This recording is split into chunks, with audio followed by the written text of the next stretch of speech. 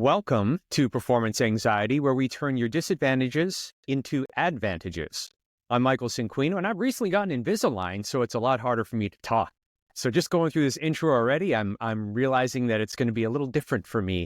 Articulating and all of that work I did in graduate school is kind of feeling like it's gone right out the window on my speech, but we'll adjust because we always adjust. Michael Cinquino here, your host. In each episode, we'll unlock the secrets of peak performance using proven strategies from psychology, acting, and the day-to-day world. Whether you're stepping into the spotlight or stepping up your game, this is your masterclass in transforming anxiety into authentic power. And today on the show, I am very grateful to have my dear friend, fellow artist, colleague, incredible human, Jewells Blackwell. Jewells, welcome to the show. You're here. Thank you. So lovely to be here in this digital square. In the digital square, in the digital sphere, if you will. Yeah. I have not done any homework for this episode at all, except ask you how you want to be introduced and your name that we're going to say and what I'm going to do for an intro. But here we are in the moment. And before this moment, we were working on backgrounds. Jewells was working on her background. As many of us work on our background. This background thing, I mean, as someone who's been in Zoom calls, can you recall a time where, I'm sure you've been on many Zoom calls. Is that a correct assumption? Yes. More Teams now and Google Meets, but yes. Right. So what's your opinion on backgrounds? Because a lot of people get caught up with how their background should look. I personally have a little screen thing here because we move between a couple places. So I try to be consistent in my look, but sometimes I just remove the screen and there's like a bed there or where it doesn't matter.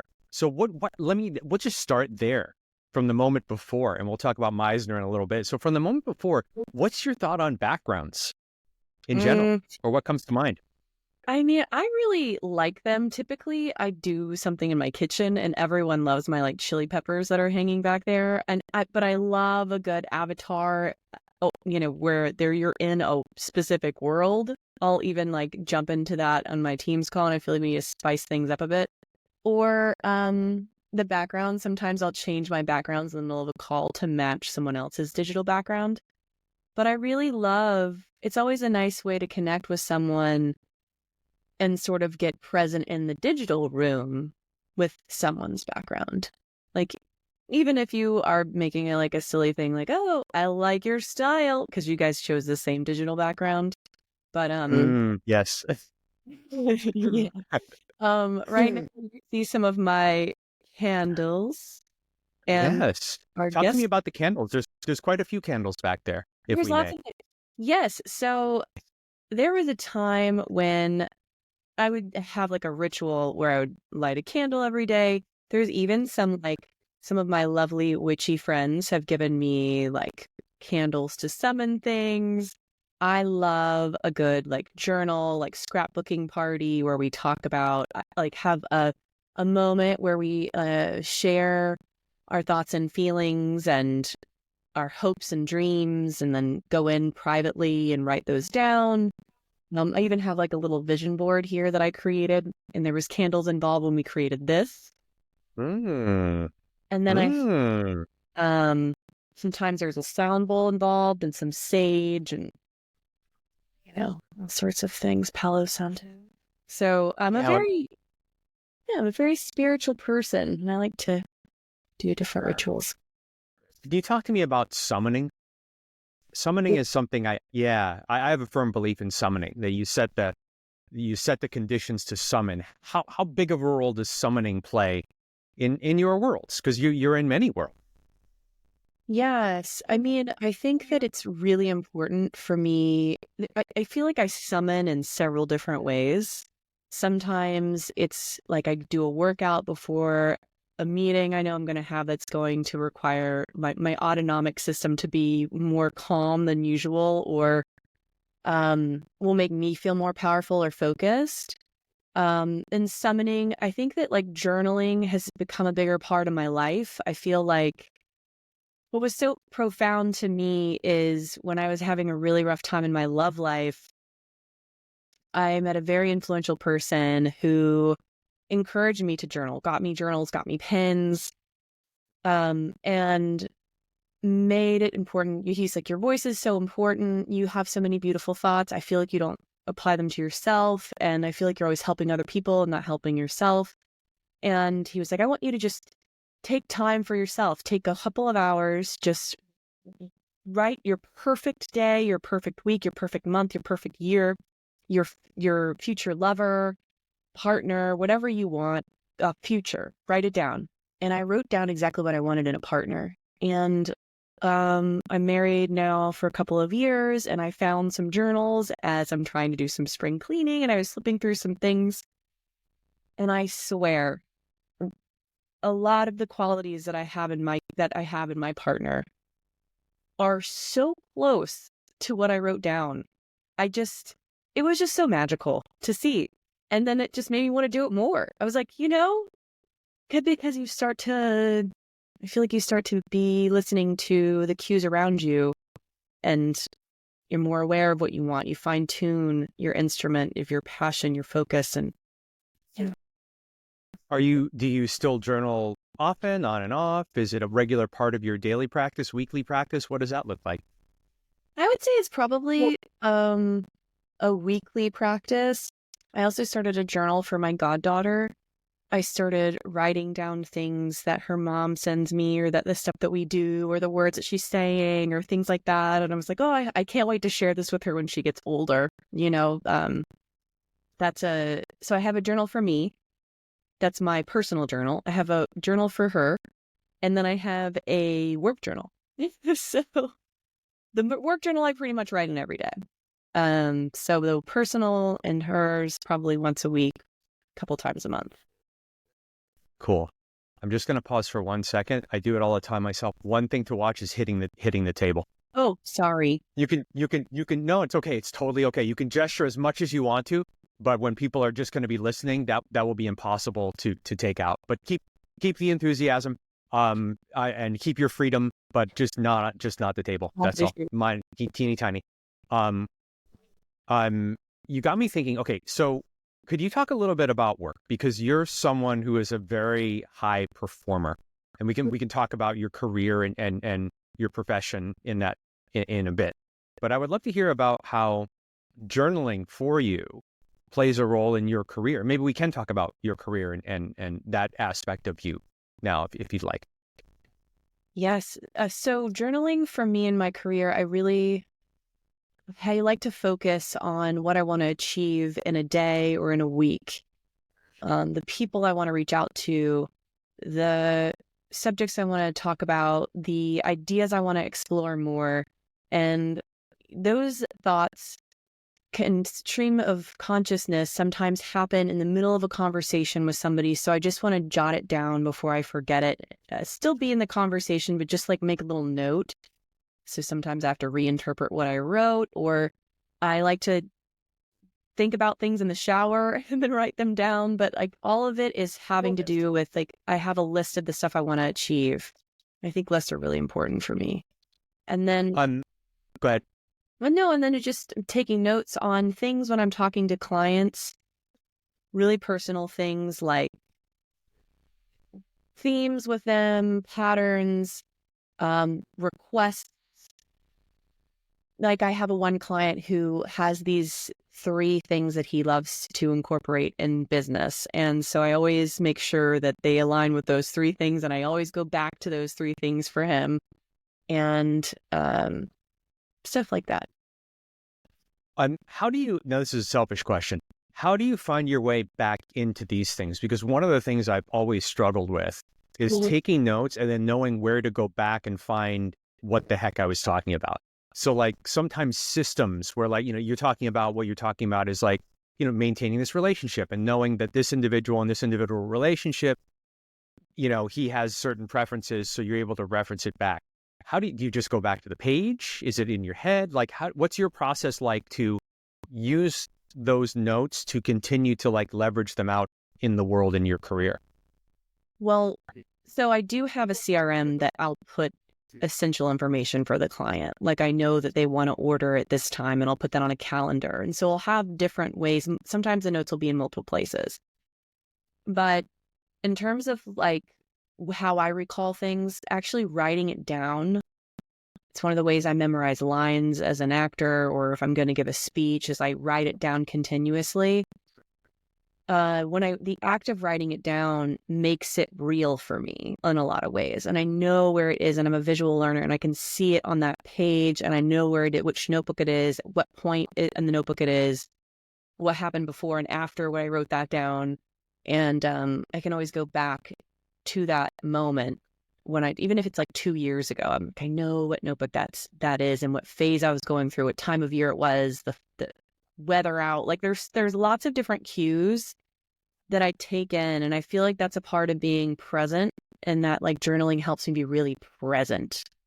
Pardon my interruption. What is it about journaling that helps you be present, do you think, or feel? I think it's just this act of permanency that I'm writing something down, and so it gives it more importance than if I was typing it. Just for me, that is something that I've found. I'll also do audio notes in my phone. Sometimes I'll make little notes on audio. It's always just dependent upon what I think. I think that the either an audio or a visual note, those two things feel more permanent and important to me. I think that I keep voicemails. It's a problem. My inbox is like always full. I love listening to voicemails over and over again.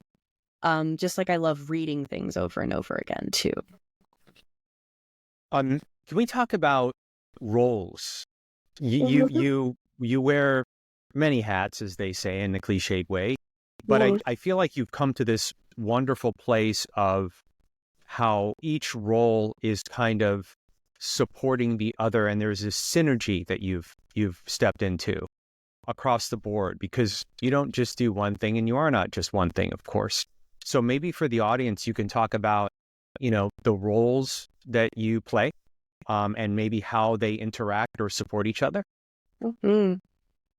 So one of the roles I play is a daughter. I have become a very strong caretaker of my mother. I mean, she's physical and very still hip and happening, but she is reaching a point where she's like able to explore. I lost my father about 5 years ago, and since then I have been encouraging her to learn how to cook new dishes, or travel really for the first time on her own, or do certain things. So I feel like I'm excited to share my as an event planner for a long time. And so the event, theatrical, surprise and delight part of my life has come into that, in terms of me like finding things that'll surprise and delight her. I am also a wife, and in that role I have decided to learn how to cook more, to like learn how to study recipes and find things that are going to be good for mine and his palate and health. And then the role of and that is like a form of creativity that I'd never explored before, but is very important and feeds into my current career, which is about health and wellness, which I work for a company that makes an ingredient that goes into supplements and food. And I've always been someone that's physically fit and enjoys fitness and learning workouts. And that has also come into my world as well. It's so fun. Like all of my colleagues, they're like, let's go for a walk after dinner, or let's go to yoga before we have a trade show. And so those sorts of things come together. Trade shows that I have to go to for work, again, go to that whole theatrical, it's time to shine in this certain moment. That feeds into that. TV and film production, which is something that I used to be a part of, in commercial writing. Those things where in TV and film production, you kind of have to know how to source anything at any moment. And that also works for like smaller, more startup-y type companies that have to be more scrappy, lean, gritty. I think that has really played into it. Voiceover, my study with voiceover, and that has actually gotten me into certain industries, because I'll do the voiceover for it and I love the company. So I'll start working for that company. It's also great to have a specific type of voice that you can put on when you're trying to speak or connect to somebody in a specific way, which has helped me in supporting my clients currently in sales and marketing. And just back to marketing and storytelling, like I feel that my experience in acting and performance has really helped me be more aware of how to present ideas and concepts to a customer and to paint the picture. Do you talk about that in a nitty-gritty sense? I want to go back to surprise and delight in a moment, but can you talk about how the craft of acting, because a big part of this podcast really is the moment, because we could prepare, and then blow it when the moment of truth comes. So really it's about helping people like in the moment, because if you prepare for a year and then can't land the plane, who cares that you flew a lot? It really only matters if you can land the plane. So, how does that happen in a tactical sense? Like in the moment, where do you make that connection between your performance experience and training and then in the business world where you're connecting those two worlds to, as you said, communicate something? What does that look like? I would say sometimes when customers, this is something I've noticed it pointedly, is when customers are anxious or upset, taking a beat with them, taking a breath, and really listening to them. I feel like the biggest part of acting to me was really playing with time and energy, and as long as they feel listened to and that you're going to take care of them, really because you're listening and you're going to understand everything holistically, I feel that has been very helpful in navigating difficult situations with clients. It's not their problem, it's our problem. I'm present with them through it. And I feel that a lot of times when people are upset, it's just that they feel like they're not listened to or heard and taken care of. So I feel like the experience, acting helped me be more in tune with changes in behavior, changes in feeling and vibe. It helped me understand when I was feeling anxious and thus made me more sensitive to cues in other people when they were feeling anxious. And it's really helped me be more at ease. And I think just having that feeling of ease is always helpful. Like there's no reason to be stressed. I feel like everyone gets more things done when they're, and then the next part is to have joy and fun. And it's like an ability to improv training or stand-up comedy to sort of read the room and find the joy or the irony in the moment and then call it out, and everyone can have a sense of relief. And then they take a breath and then the ideas come flowing.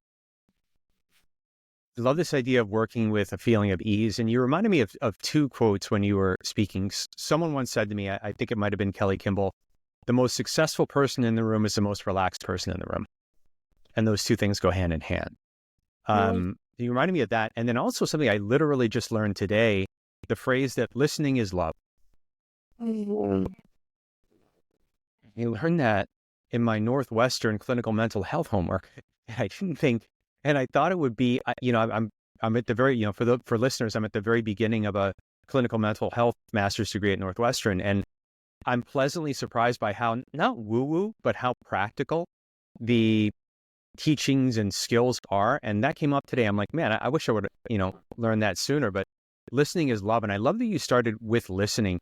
Can you talk about your listening technique, if you will? Like, because it can be, there's different ways to do it. So like for you, how are you making sure that this client, human being in front of you feels listened to?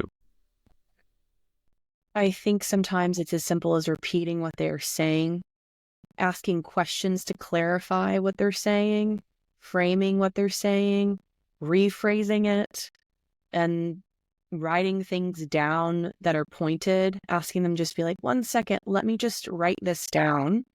And then at the end, summarizing everything and then following up with an email, and then following up with a phone call, and sometimes even a thank you card. Again, like writing is so important to me in terms of communication to myself and to other people, and recalling what we talked about and recalling the importance of that meeting that we had and the aha moments or the sweet things or even the difficult things. Thank you for your patience. Thank you for working on this with me. Really, honestly, at the end of the call and at the beginning, thanking them for their time. Honestly, like no one really has that gratitude. That's not true. It's just an unusual thing for people to have gratitude. And I notice it when people do it to me. So anytime I see something or hear something that I really love, I try to give that back in calls with clients or friends or anyone in a professional and personal context. It sounds like keeping this keeping the vibe open and positive, and it just sounds like you're infusing gratitude throughout the relationship process, because you painted this picture of like, in the beginning, I'm thanking them for their time, in the middle, then a phone call, then this, and really it's about, and it sounds, of course, very genuine what you're doing, a genuine appreciation for their time, for their attention. It's true. I'm always very grateful. There's always so much you can learn and observe, and you never know what the other person on the other side of the camera has previously gone through that moment before the call, or what their context is in general, what they're dealing with, physically, emotionally, mentally, all of that. It's very important. What's that process look like for you in that it sounds like curiosity takes a front seat? It does. Throughout? That's Yeah. right. How do you feel about curiosity? I think that the older I get, the more curious I become. It makes me so excited to even meet someone in their grumpiest state and be curious about it. Like I used to before, when someone was upset or whatever, I would just block them out, or I was like, oh, I don't want that energy. And now I lean in to pretty much everything. And I think I used to shut down too, and I was like, oh, that seems too complicated. I can't take that on. And I was like, oh, no, let's just listen to it. Let's figure it out. Let's talk about it. Let's investigate this. I think that the things that are the most problematic are the things that you should lean into the most and be curious about the most. And when someone would be pushing back on me for some reason, it's so interesting to be curious as to, I wonder what their day is like and why this is a problem for them. So I'm curious about those things. It's like, and I'm also very curious about fun. So what makes people tick and have a great time? So Let me ask you this question. So there's, on one end, there is curiosity, and you and I, we have a lot in common. And curiosity, the older I get, the more curious I get. And I feel like if you're curious, first of all, I believe you can only radiate one feeling at a time. You can't be angry and happy at the same time. You have to pick one or the other.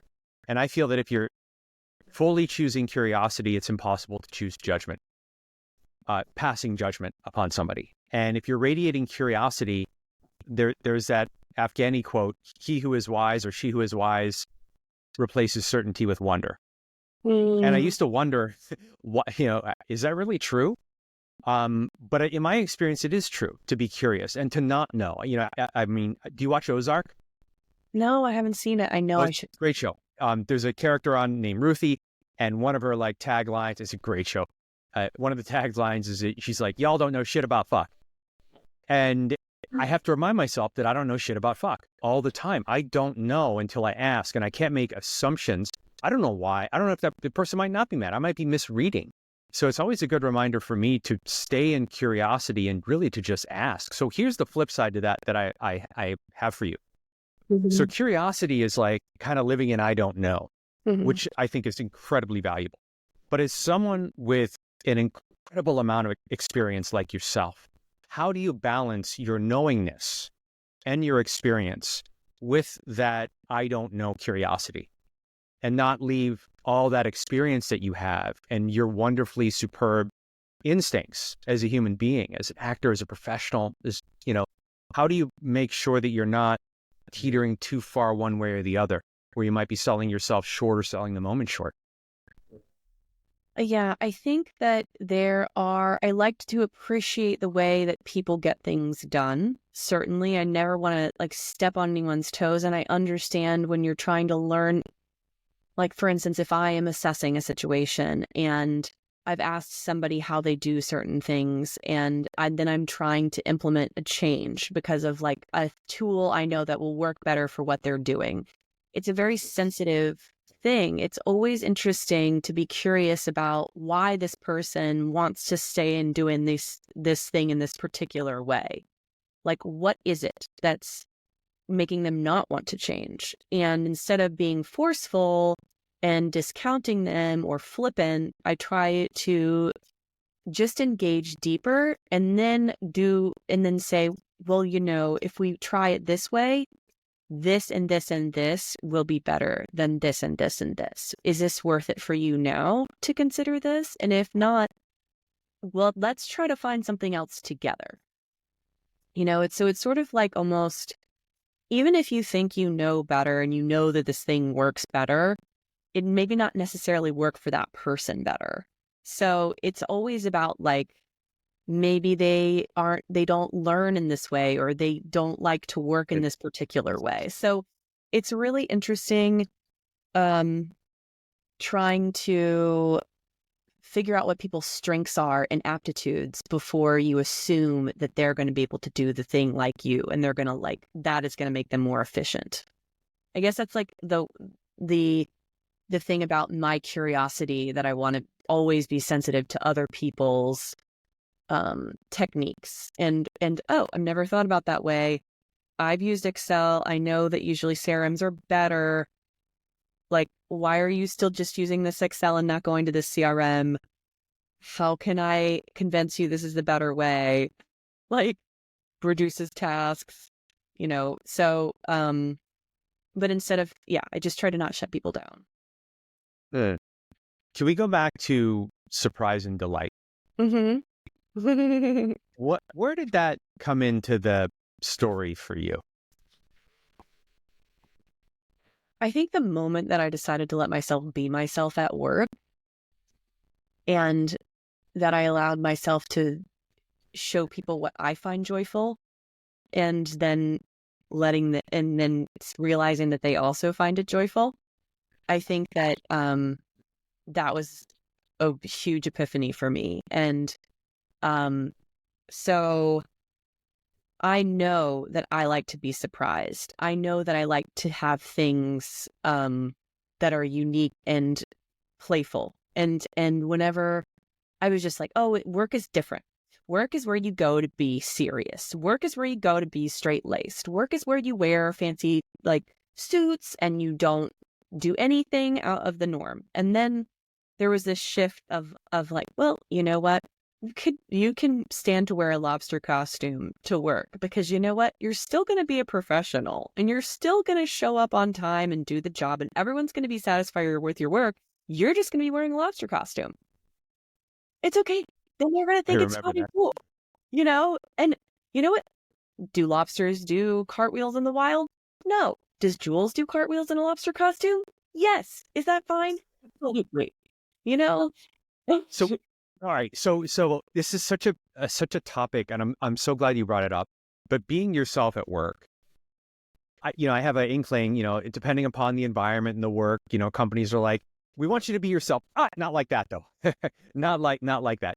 So, I guess it depends on the environment, maybe. Yeah. But like, talk more. Like, how long ago was this that you decided you were going to quote be yourself at work? What did that look like? Who is the Jewells before, and then who is the Jewells after this decision? Because it sounds like it was a pretty distinct decision.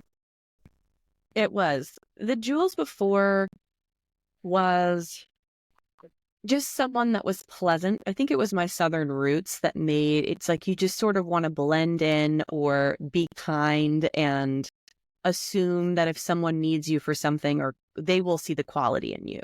You don't need to bring it out to them. And you'll be asked to do something. And I think that time and time again with acting, for instance, I was cast as like a dark killer, as all these things that I weren't really like aligned with my personality. And so I think there was a moment where I'm like, people don't know that I'm silly and playful. And they also don't know that at work necessarily. But I feel like that is what makes me different is the fact that I can sort of lighten a moment. And so I had this conference that I was preparing for, and I knew that like an educational part of that could be my lobster costume, and it could be a fun opportunity for an educational moment. And so I decided to suggest it. And originally the clients were like, I don't know, that seems a little weird. But as soon as it happened and the whole room exploded with joy, that's when I got the buy-in. It took a long time, but at least they were convinced to let me do it. They were just not going to be responsible for it. But when it happened, and the You do this, it's your ass, not ours. And we're going to say that we told you not to do it. exactly. There was like that understanding. And I even said that to them. I was like, look, it's okay. If it's weird, then it's my fault. And I'm so sorry. And I promise I will like never do anything like this again. But just, can you trust me this once, please? And they did. And it was awesome. What role? So that was like, I feel like the very definition of a risk. What Mhm. role does risk play in your life? How, maybe in the past and now, has it shifted? What's risk look like for you? It's majorly shifted. I feel that I was risky in certain ways. Like I had my motorcycle license, although I to drive a motorcycle, there was like I was still studying and preparing before I did anything, and I was always a responsible driver. Something like that.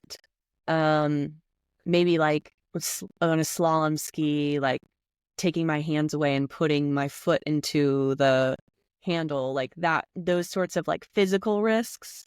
But in terms of like vulnerability, it took going to an acting conservatory to sort of strip away what I thought was sexy, what I thought was intelligent, what I thought was playful as a concept, to quit playing at it instead of just embodying what was happening to me and what I thought was sexy, which sometimes is me like being the most animal part of me or being the most refined and dictating like person.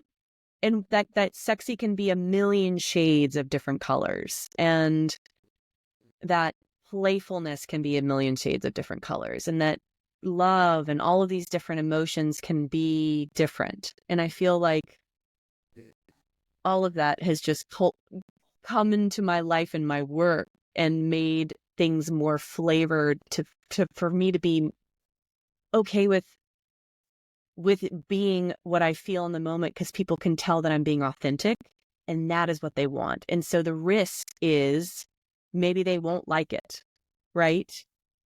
But then that's okay, because we're not for everyone.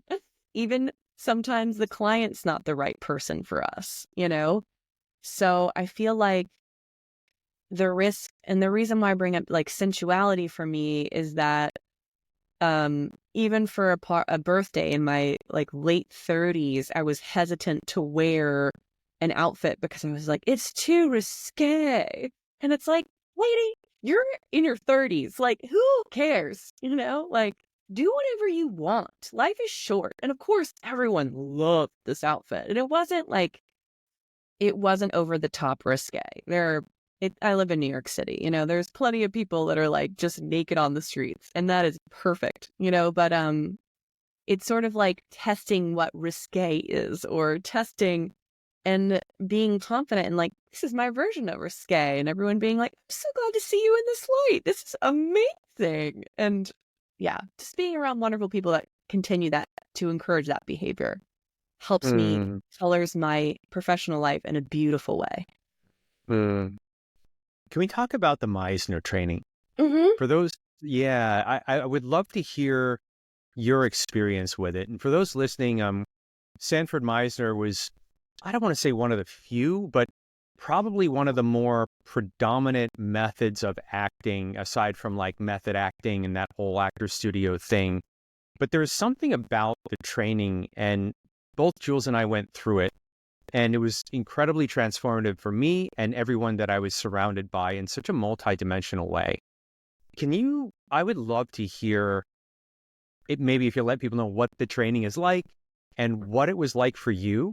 And then maybe a third part, where were you at the beginning versus the end of that training? Like what happened? So for Yeah. someone that doesn't know what the heck this is, how would you explain it? So I feel that Meisner is examining different realities. Honestly, I feel like it's just all about listening. I feel like Meisner is being open. It's being open to change and being malleable. I feel like a lot of people understand the like repeat part of it. What Where is that you rep? Because there's probably some folks that have no idea what that means. So yeah. what is that? So in Meisner, you want to do it right now, Michael? I want to do it right now. I like you. You want to do it right now? I want to do it right now. You want to do it right now? I want to do it right now. You want to do it right now? Right now. So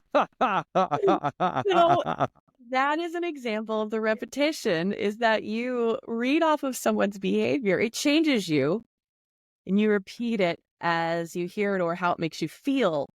And the Meisner training, though, what I think about a lot is the door exercise, which is basically lay that out for people, because that's such a powerful lay that one out. I would love to hear the Jewells kind of like layout of the door exercise. I'm just going to do that one, and I'm going to do nursery rhymes. Okay, I'm going to do those two things because nursery rhymes and doors people understand. Okay, when you're in your house and you're working on something, let's say you are baking a pie for the love of your life's birthday, and it's the first time you're meeting a lot of his friends, and you are stressed because you are not sure that you're going to put it in the oven in time. And if you don't get in the oven in time, then it's not going to be done, and you're going to look like an idiot because you didn't prepare anything else. Okay. You're in the middle of you've got dough up in your nose. It's all over your outfit. And then all of a sudden someone is knocking at your door and you're like, okay, whatever. I'm going to just ignore this knock. And hold on, I got to plug in my computer. I'm going to just ignore this knock and I'm going to continue doing what I'm doing. Because I have to get this done. And you hear the knock, it gets a little harder and you're like, oh my God, go away. Like, take a hint. And then you just keep doing what you're doing. You burn yourself because you try to put it in the oven because they just keep knocking. And then you go to the door and you're like, hello. And it's your best friend who's just lost her best friend in a car accident. And she is devastated. And you meet that devastated energy with your energy, and you see what happens organically. And if you start to let the other person, you take them, I'm even starting to get upset just thinking about it, because the thing is if you're present and you're really taking in, this person just had the most devastating thing that happened to them, you lose it. This is what it's like. I'm doing the door exercise in my brain and it is happening to me. And so people are always like, Jewells, how do you cry? How do you cry when you act? How do you do it? How do you make yourself cry? And it's like, you just let the humanity hit you, and Meisner allows you to let the humanity hit you. It's such a beautiful way of letting your world be switched in a second. And understanding that my teacher used to say, when people are like, I don't understand how to play a drug addict. And she said, by the grace of God, there go I. You don't know. You could lose everything tomorrow and be homeless or unhoused. You don't know. You have to have empathy. It strips all of your ego away. And so on a less extreme, and I'll back it up a little bit, give you some less intense energy, nursery rhymes. Let's take nursery rhymes. You've heard them a million times. You drone on and on about it. You know the nursery rhymes from heart, and you already have a concept of what it is. But if you take the word, it's kind of like when you say the word yellow. If you say the word yellow 15 times, it starts to sound a little funny. But if you take in the word yellow and then you think of like, it's a beautiful sunny day today, or yellow, the color of lemons and lemon meringue that my favorite person used to make for me, and the taste of that lemon meringue, or you let that version of yellow come into you and then it infuses the text. It can change the meaning. You can craft, really what they made us do is take in the nursery rhyme and live it out as if it was a story from beginning, middle, and end. And really like hickory dickory dock, the mouse ran up the clock. You know, you take and you become the mouse running up this clock, or you build the room into a clock and you are the mouse and you're saying the words and living out the moment. So it's an incredible way to change your concept of reality. Your incredible way to just be more empathetic, to be more flexible. And, you know, look, I was crying 3 minutes ago because I was in a moment, but now I'm out of it. I'm in a completely different world. And it also teaches you to do that. So I will say when I got out of Meisner training, I was not like this. It was a lot more like taking in behavior and couldn't stop taking it in.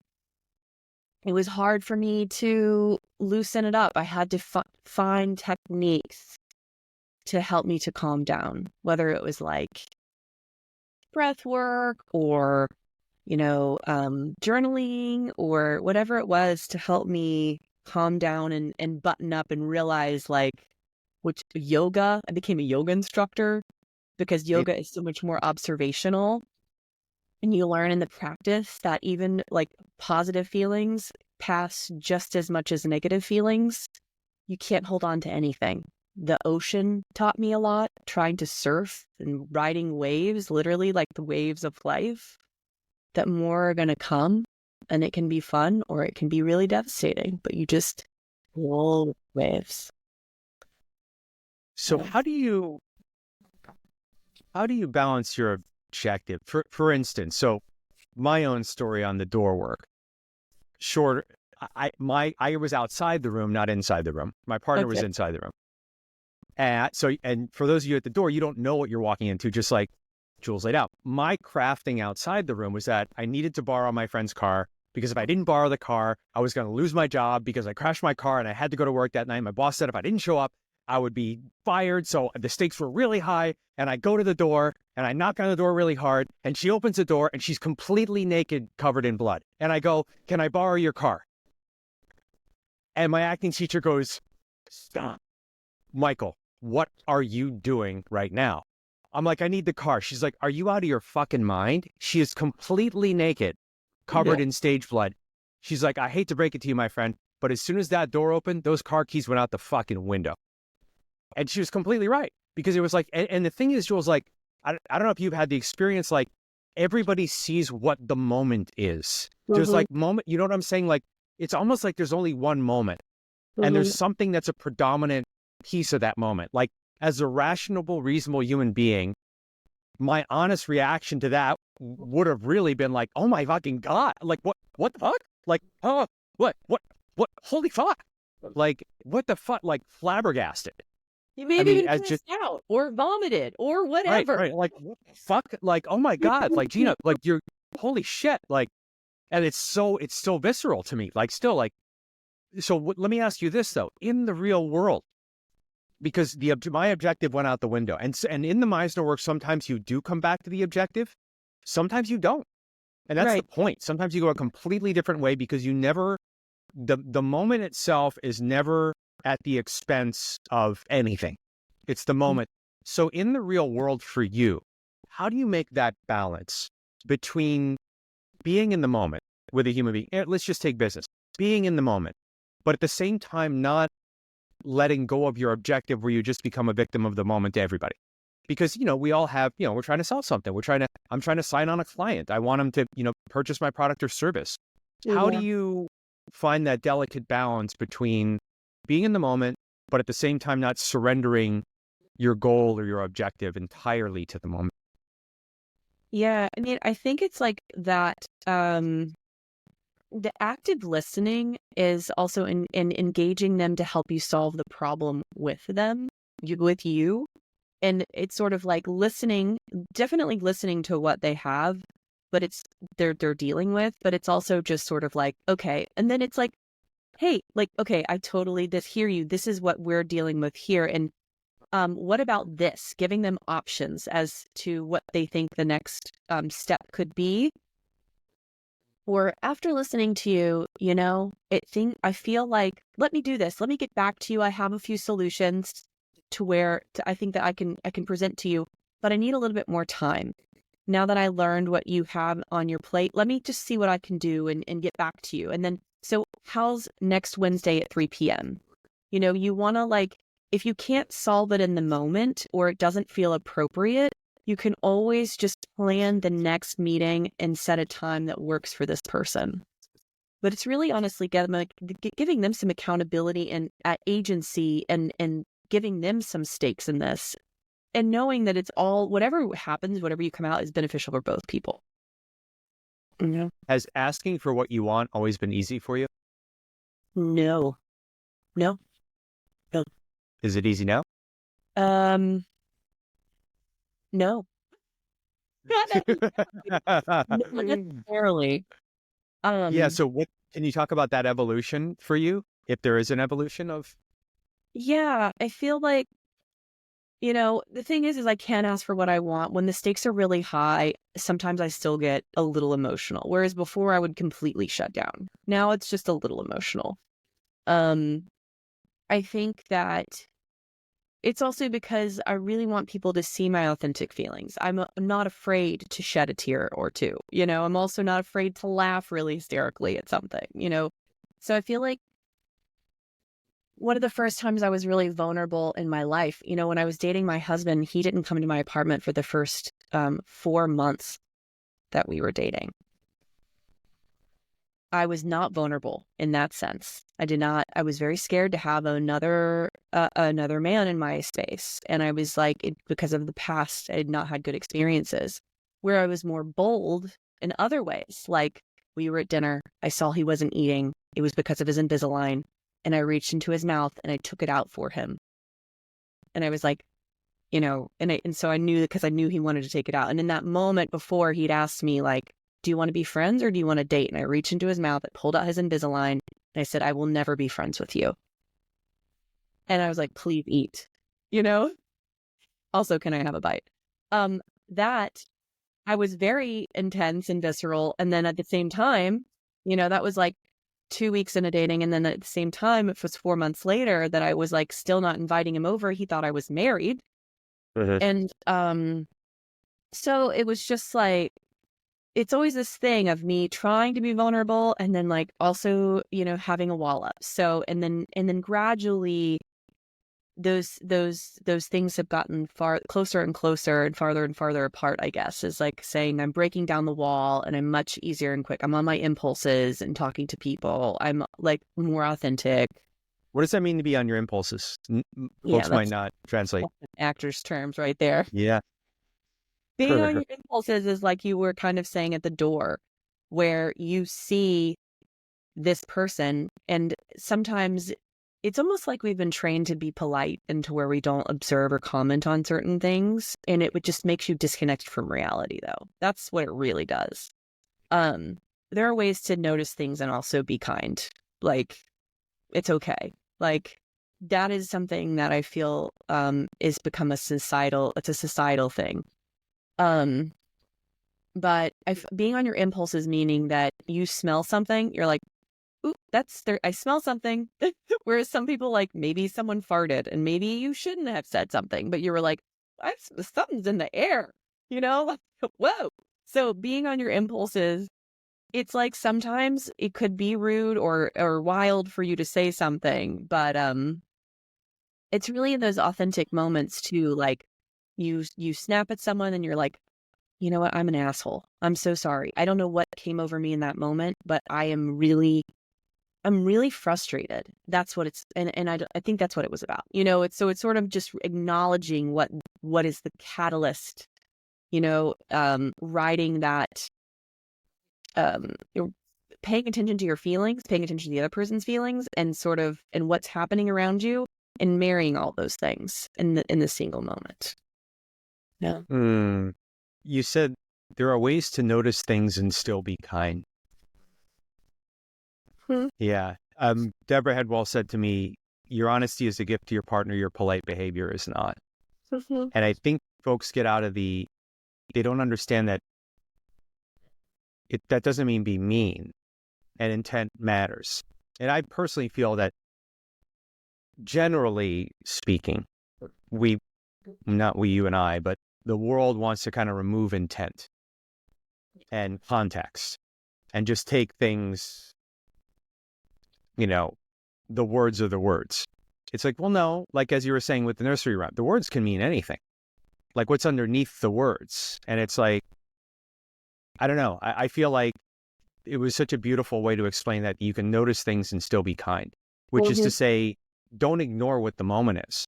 And then do what I did, which was to ignore my impulse to go, holy shit, like what the fuck is going on? And I mean, I don't know have you seen Waiting for Guffman? No. It's an old mockumentary type. You know Catherine O'Hara, the actress? Of course. Amazing. She's absolutely brilliant. She's playing her husband and her like civilians, and they're acting in a community theater. And this guy is Fred Willard, who plays her husband. And he's like, well, I give her, 2-hour note sessions after every rehearsal. And, she's like, yeah, he's teaching me to change my instincts or at least ignore them. And it's absolutely hysterical because that is like the last thing you ever want to do as an actor, like to change your instincts or ignore your instincts. Like, it's like, oh my God.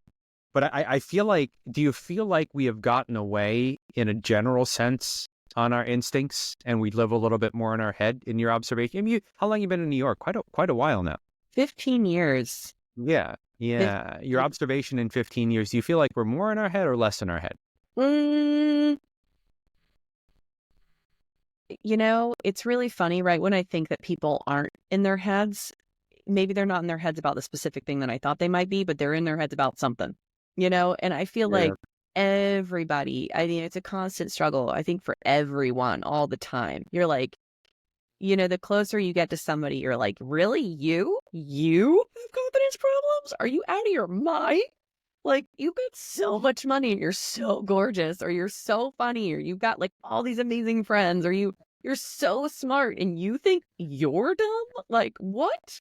And I think, in terms of like, one of the things that's made me feel as a person is I see the beauty in everyone. I see everyone for who they are. And that is what makes me excited to be a leader in whatever it is I'm doing. I just have this drive to elevate everyone and show them, like, you are magnificent in this way. Like, you need to understand that this is incredibly unique. And I feel like because we're all so much in our heads, we can't see that sometimes. And we need people to pull it out of us, it sounds like. Really, I feel like that is like something that I love to do for people, and yeah. My buddy Tim, who I haven't spoke to in like a decade, he's a literal rock star. You remind me of him and vice versa. And he was so fucking good at what he did. When I was teaching undergraduate students acting at Rutgers, when I was in my master's program there, I'm like, one of your assignments is go watch my friend Tim perform. And you're going to learn more about acting from watching him on stage than you'll ever learn from me in this room. I promise you. And I'll give you a free day off if you go.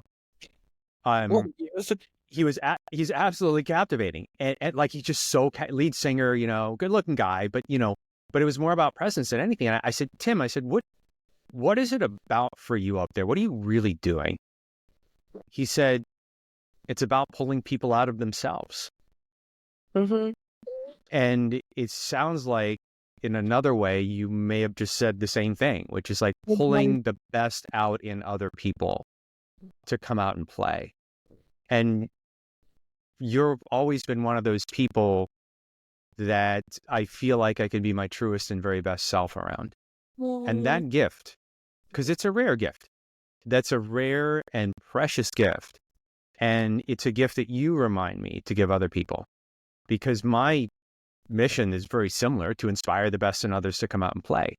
And if anybody comes in contact with me, I want them to leave and go, I never feel like I have to like put on with Michael. I can always be who I really am, and I never ever feel judged. I feel like I can breathe easy around him. And it's like I just feel like that sort of journey, attitude. But the struggle that came for me is that I thought if I did it for enough other people, I'd never have to do it for myself. That's not true. Right. No, it's not. Do True. you have a hard time doing for yourself what you do for others so well? That's very kind of you to say. But I think, yeah, I mean, sometimes I struggle, but I feel like one of the things I did for myself to help me get out of my head was to take all the mirrors out of my house. Took all the mirrors. And I was like, for a whole year, I didn't have any mirrors in my house. And luckily I wasn't on Zoom all the time, like looking at my face, never saw my face for an entire year. What And inspired you to do that? because I was so critical of everything. I was so critical of my body and of, every little thing that changed. And, I used to have this boss and he would, my dad actually did it too. He would always look in the mirror and he would be like, damn it. Oops, sorry, I just banged on the table. Oh, good. And he was like, what are you doing, Dad? And I was like, are you okay? And he was like, I did it again. And I'm like, what? He's like, got better looking, and he always, and it was just and he would do it like probably once a month. And every time I would forget that he was going to say that same thing over and over again. And then every day, my boss, he would just get in front of the mirror and be like, you're the sexiest fucking man alive, and I was like, oh, well, that's weird. And I would judge. I would judge and I would judge myself. I would judge them. And the second I realized that Jewells, if this is hurting you, take it away. Take it away. What's hurting you? If something was in my foot, I would pull it out. Why didn't this swing at me anyway? And then I would start to realize little things oh, I actually do have anxiety. That's what that is. Okay. So how do I address that thing? And I think in trying to take care of other people, like in yoga, as a teacher, you have to understand what you have, because honestly, it makes you more empathetic. And also, I realized I had 19 things. Our brains are incredible. Our eyes are incredible. We have so much sensory overload. I live in New York City, walking down the street can change your day in 3 minutes because of so much that's coming in, for better or for worse. But you cannot fully listen to somebody if you are thinking about, I've got to bake this pie later today. I have to write 19 letters. I have to do this. Oh my God, what does my breath smell like? I feel like an idiot. My hair is horrible. Da-da-da-da. You cannot properly be present if you cannot shut those things off. How do I shut those things off? Write it down. And another thing I did to do is I wrote positive and negative things about my day. Positive, negative. And then I took out the negative and I just wrote the positive. And now it's sort of I only focus on the positive, because genuinely there is so much. I was I ran out of time to do the negative. There was no time for it. So, yeah. Thank you for that. You writing seems to be a theme. You were kind of ending where no, it's really wonderful. This consistent theme. We're wrapping things up now, and where you started is where we're kind of wrapping up, and this idea of writing. So, I mean, for those listening, maybe your writing practice is something to look at, and even just getting those things that were in your head out on a sheet of paper or journal or whatever. Sounds like that's been helpful for you. It has. And, a therapist, when my dad died and I just missed him so much, she was like, write to him, and, sometimes it's I'm feverishly writing because I remember a joke he used to say, or I remember something he used to do. And that, ever since she told me that, it's really impacted the meaning for writing for me too, and when you write something down that's negative, you look at it and you're like, honestly, that is ridiculous that I thought that was negative. Or, wow, honestly, I think that is something that's negative and I really should dig into that, and so it's just I encourage you to do it. I encourage you to take some time. And even when my husband is like, Dear diary. I'm like, pipe it down, mister. You know, it's a little easy. I don't care. Don't care. It's making me a better person, you know? For me. It's not for him. It's for me. So this is the last part where I get to ask you a set of questions. And the set of questions was the questions at the end of Inside the Actor Studio. Love it. And I have known you for many years, and I've never gotten to ask you these questions. And I'm going to ask you these questions now. Jewells, what is your favorite word?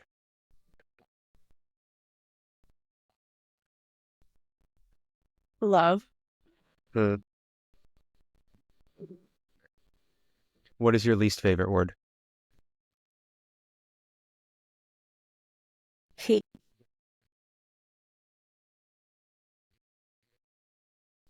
What turns you on creatively, spiritually, or emotionally?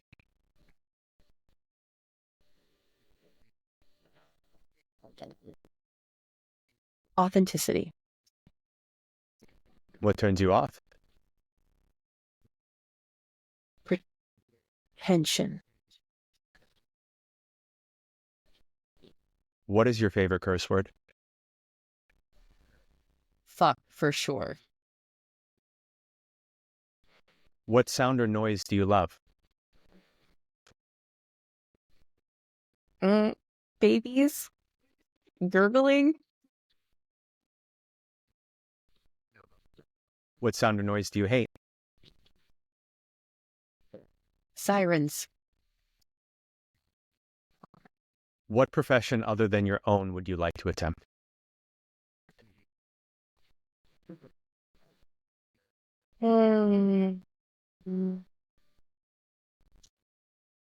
Something in nonprofit in healthcare. What profession would you never like to do? I'm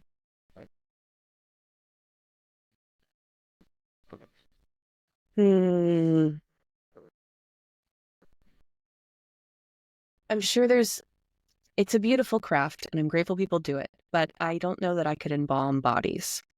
I just don't think that I could do it. Last question. If heaven exists and you believe in such a place, what would you like to hear God say when you reach the pearly gates?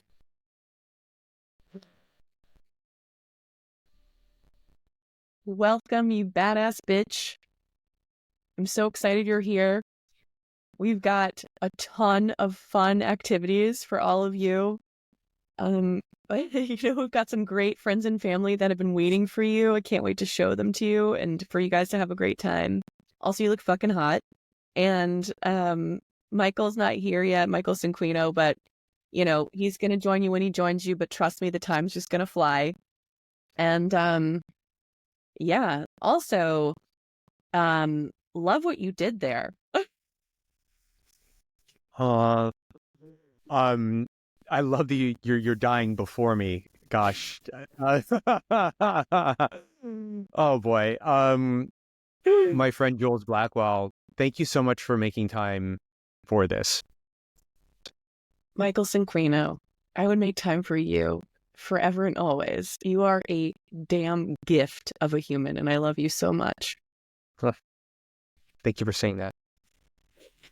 Ladies and gentlemen, Jewells is flipping the script and wants to ask me the Bernard Pivot questionnaire from Inside the Actor Studio. And I've not had anybody do this. Love that I'm not prepared, and I can't wait to see what happens. Yeah, he asked me, well, how did you feel about it? I was like, well, I was gorgeous. I'm changed as a person, as I always am in conversation with you. But I was wanting to ask you questions the entire time. It was inauthentic in that bit. I was just like, that's the one thing that was missing. But yeah, I've never been interviewed before like that. So that was really special. Anyway, I want to interview you now. Hit me. Dying to know the answers. What is your favorite word? Freedom. What is your least favorite? Can't. What turns you on creatively, spiritually, or emotionally? Enthusiasm. Mm. What turns you off? Judgment. Mm. What is your favorite curse word? Mother's cock. Love when you say that. Ah. You know what's funny? Because I was thinking cunt in my head too when you said that, and I was like, oh, this is great. Okay. Mother's cock. I got it from a guy I used to be in the restaurant business with, and I was like, that is the best. He's like, mother's cock. I don't even know what it means, but I love it. Oh, God. It feels like it was like translated from German or something. That feels like it's like Probably. It's like Gerweismeister. It means mother's cock, literally. Oh, how racist, or whatever you call that. Whatever I just did there was not culturally sound. What sound or noise do you love? What just popped into my head was the ocean. Mm. But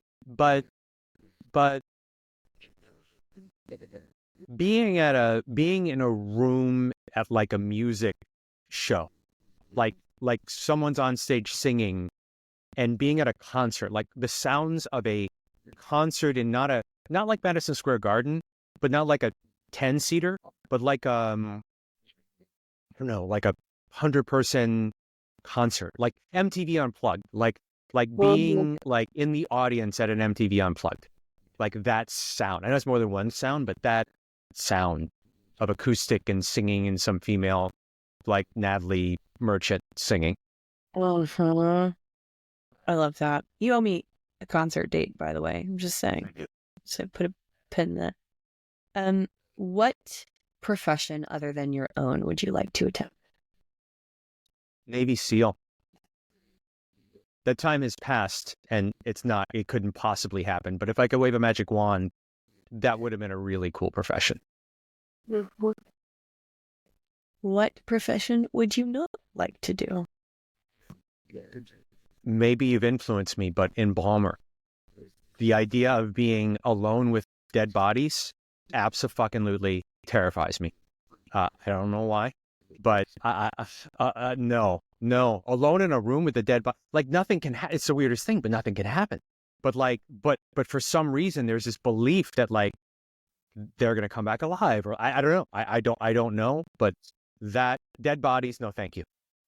It's also just I'm so clumsy. Like I feel like I would just make a mess of everything all the time. It would just be so bad, and then I'd feel so bad. Okay. If heaven exists, what would you like to hear God say when you arrive? Pearly gates. Not yet. And then it's like, and then it is.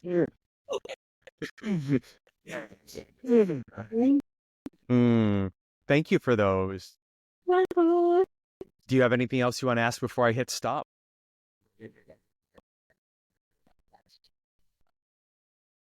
What is the last thing that made you feel titillated? Oh, what's another word for titillated? Excited.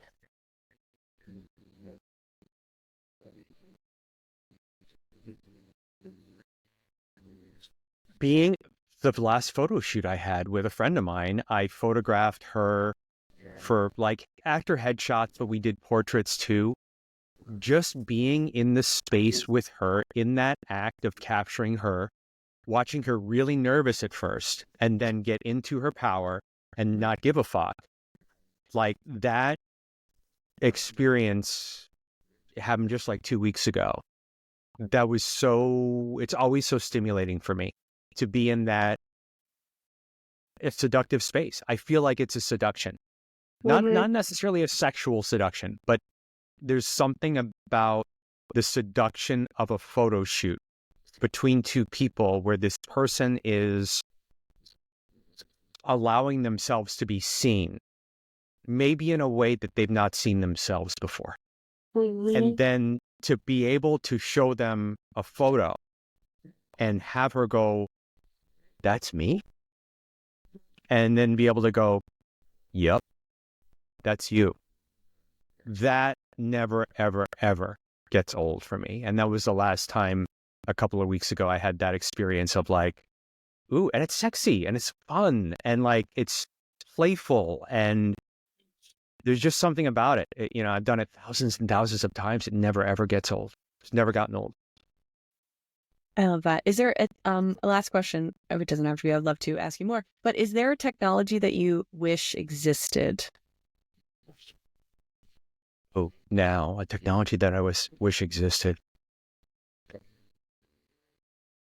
Ooh, this is a good one. I mean, so much exists now. What can't we do? What can't I do? Or is there a superpower you would like to have? Invincibility. Mm-hmm. So no Yeah. bullet? Nothing. It'd be like Superman. Like literally like invincible to any sort of physical harm, which probably goes back to some sort of, I say some sort of, as if I don't know, but of course goes back to childhood abuse and being able to not be physically harmed. And I think that's where that, if I look deep enough, that's probably where that comes from. And in terms of like that experience of the photo shoot and other things, do you replay moments in your brain? Like, do you go back to that, or will it just come to the front of will you just be like chopping carrots and then like think of a moment that was really lovely and you're like, oh, does that happen to you?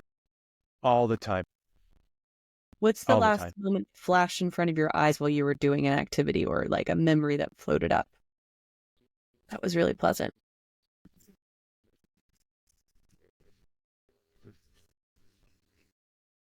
When I met somebody, all right, when I met somebody who was kind of a business meeting, and you know me well enough by now that I say this, I am easily moved, but I don't know, like, and she walked in and I was like, my first thought was, oh shit, damn it.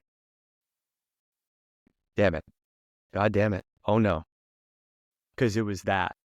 And it wasn't what the situation was about, but it was that. And I was like, oh. And then like this whole thing. But it's remarkable how a person and their energy can do that to another human. And then to somebody else, it's just like any other person. But I find it so compelling and captivating how some people just do things to us that others don't. And then that person does nothing to the another person. And finding that sort of alignment. And I don't know why, I could pick apart why all day, but having that happen and being like floored and then having to pull it together and pretend like everything was okay. Yeah, that was that moment. I think it's nice for you to be surprised because you're someone that is so grounded. And so it's nice for someone like you to be surprised like that, I imagine. I agree. I'm someone that doesn't like to be caught off guard, but I also realize the importance of being caught off guard. So more and more my work is to be just that, to be in a space, a safe space, to be able to be surprised and delighted. I think it's so important. And I really appreciate that observation. And it's reminding me right now to, like acting, choose not to know what's going to. The best acting I've ever done is when I've let go of how I thought that things should go. The best anything I've ever done in my life is when I've let go of how I thought it should go and stayed with that other human being one unanticipated moment to the next and got abso-fucking-lutely lost. And then by the end of it, came out and go, I have no fucking idea what happened. Could someone tell me what just happened? Because I have no idea. And for me, having more of those experiences feels like a seed that you just planted which I love. And thank you for that. You know, it's really quickly just to end this anxiety. So it's almost like anxiety. It was interesting because what I was thinking of you and you were saying that is like flow, just being in a flow, right? Which is so different from anxiety, which is like you're just in turbulence. However, in both situations, you're kind of like, I don't remember what happened necessarily, or you remember acutely what happened. But I feel like it's almost like an anxiety. You don't know where something began or ended or what things are murky. But it's so much nicer to be in flow. And also to not let those, to let those moments where you're caught off guard be exciting instead of like foreboding, you know? Well, Yeah. and you don't, like you demonstrated earlier, you don't have to hold on to these feelings. And No. like the thing I love about the Meisner work is 1 second you're crying hysterically, 0.3 of a second later you're laughing. So this idea that we have limits, this idea that you need, quote, time for emotion, it's all false. And it's like, the more I grow, like my work is like, let go, like let it move through you, Michael. So your heart's pounding right now. Well, okay, that's this moment. 1 second later, like it could be totally different. Like, so it's like, I don't know, like this idea of fluidity and this idea of, and you watch babies do it. They're crying, they're laughing, they're crying, they're laughing. You know, you do this as an adult, you look insane, but it's really who we really are. And I feel like a good part of the growth as adults is to go back to that, not to be, I don't know, like reckless, but to be spontaneous and to let feelings come and go as they exist. Let them come up. And I have to remind myself, like, it's one of the things that I've been able to do a good amount of work on because I've had to, is that like, I don't have to add to the feeling.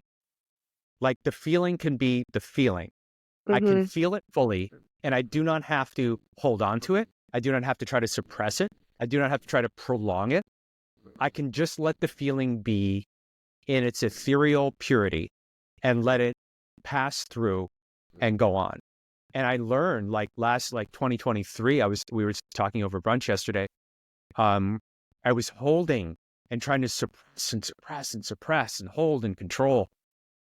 What I really need to do is just let it go, like let it all come up. And it's like this quote from, I forget who this famous psychologist was, but what we resist persists. And it's like to let go of the resistance and know that feeling will very quickly pass. And the trick that our mind plays, especially with those uncomfortable feelings, is I'm going to feel this way for the rest of my entire life. Yeah, totally. My mind, at least, is like, you're anxious now, and this is how you're going to feel for the next 30 decades. Like, it's like, no, it's like for the next minute, 2 minutes, whatever. Like, but it's like letting it be. And I even asked my primary care doctor, I'm like, well, what do I do about the anxiety? He goes, nothing. I'm like, well, what do you mean? I'm like, well, what's the solution? What's the course of action? What's the treatment protocol? He's like, nothing. He's like, you're fine now. He's like, you came in anxious and you're fine now. I'm like, oh, okay. But the idea, especially as a human being who likes to take action, is to do nothing with the feeling. Like, Yeah. and I like to say that like human beings have 3 modes. We can take action and do something. We can let go and be passive, or we can do both of those things at the same time, to take action and let go. And I feel like us performing artists know how to take action and let go at the same time. And I feel like that's what this podcast is about. Like, how do you take action, but at the same time let go and do those things simultaneously? Where you're in this space of, like you're saying, flow. Like you're not just sitting there in a chair, but you're not holding on to what you think should happen. You're taking action in the moment, doing all you can with what you have from where you're at, while letting go of how these things come to pass and letting go of the how. And everything that you talked about from beginning to end was some sort of action, but also led to some sort of, like the writing, especially, like I'm taking action, but I'm letting go. It's so you can let go. It's like I'm writing in this journal so I can let go of the feeling. Like these things are coming up. So I'm going to let go of this in a way, in a positive, constructive way. Yeah, and that person came in, sat in front of me, which I've been doing this a lot lately, and normally it helps. So I'm like, wow, you're beauty is disarming. And then you kind of are like, tag, you're it with the uncomfortable feeling but you did this to me, so we're in this together. No, I mean, Beauty is disarming. Yes, yes. It's very exactly what. flattered. You're usually Yeah. very flattered. And then they're like, oh, well, that's so kind of you. And thank you so much. And, you're so beautiful too, or whatever. It's just sort of like a nice, sometimes it's like when I would be in my head, I'm like, oh my gosh, this person's so much cooler than I am. They're going to hate me. Or they're like, think I'm going to so lame. I'm like, what is my outfit? I think I have a stain on it. Oh God. And then I'm like, oh, hi. And then I just spill water all over the table or whatever. And then dead. Now I'm just like, well, your beauty is disarming. And then they're like, thanks you. That's the moment. But I feel like you're bringing up such a good point, which is like, if you state the truth of the moment, you disempower that moment to continue. It's like, wow, you're absolutely stunning. Right. Great. Let's have that moment together. Fantastic. What kind of coffee do you like? We're done. We're done with that. We don't have to hold on to it. And it's like, but it's like that's why I'm so big on freedom of speech, because if we have to curtail what we feel like we need to say, we cannot heal. Right. And we became stuck. And it's like, if I'm not able to voice, like, say, your beauty is incredibly disarming, I have to mention, oh, great, thank you. That's a person's job to go, okay, thank you so much for that compliment, etc. Then let the next moment happen. But if you don't address what the moment is, the elephant in the whatever, you cannot move on to the next moment without addressing the moment before that happened. And that's what I love about, there is a sequence, and the sequence is like truth, truth, truth, truth, truth, truth, truth. And you cannot vary from that sequence. As soon as you're like truth, truth, bullshit, then you cannot move to the next moment of truth. You're stuck in the bullshit. And if people don't have the patience, then that's fine. Then move on, because I always have patience. And I know that people say annoying things that are meant to be a compliment to me frequently. You look like Greta Gerwig, maybe even a hotter version, but you're broke. And I'm like, ha, thanks. I needed that. You're like, I'm broke in comparison to her, of course. And I'm like, yeah, cool. First of all, how do you know? Second of all, was that kind? Did you have to say that? Maybe you did. Maybe you did. Maybe it was just like you couldn't even think of anything else other than the fact that I look like Greta Gerwig for you, Maybe you were hoping I was Greta Gerwig and I wasn't. And that's why you came to talk to me. I don't know, but it's just so funny. The first impulse was I was angry when he said that to me. I was like, what an asshole. Yeah. So that's my impulse. Right. But, at the same time, I appreciated his authenticity. And, ultimately, it's nice to be compared to her in any sense. Love her. You're like, it's like the fucking Curb Your Enthusiasm episode where he's like, Larry David's like, it's my ticket. He's like, no, it's not your ticket, because if it was your ticket, it would say fucking douchebag on it. Like, yeah. You're like, like, who do you remind? Well, you remind me of someone too. Who is that? Oh yeah, fucking douchebag. That's who you remind me of. I know. Like, I know. I mean, you think of these things after. I'm not. I'd have been like, well, thanks. Is hot. She's hotter than I am, in my opinion. Like, F you for even hating on my favorite movie star. Like, whatever. Like, were you hating? I don't know. But anyway, it's very funny, and I think that what I respected about him is that he said something. And. Right. That's fine. That is what makes me happy, is it gets rid of people's anxiety. I don't want people to have anything blocking them. Genuinely. Same. I appreciate that. So that is what gives me always empathy and like makes me not care about this sort of stuff. But yeah, kind of funny. If you had one parting thought or a word based on our experience, our talk so far, what would it be? I think compassion. It's really coming to my mind. Compassion and kindness. I think that, you are so compassionate that you've created this podcast. to talk to me on a Sunday. And it is important for you to share what you think is helped you, tools that helped you, and talk to people that help you or you like, that bring you comfort, to share it with the world and give them tools to help. And I feel like that is the most compassionate thing. It's so kind. And so, yeah. Thank you, Michael. My pleasure. Thank you. Have a good rest of your day.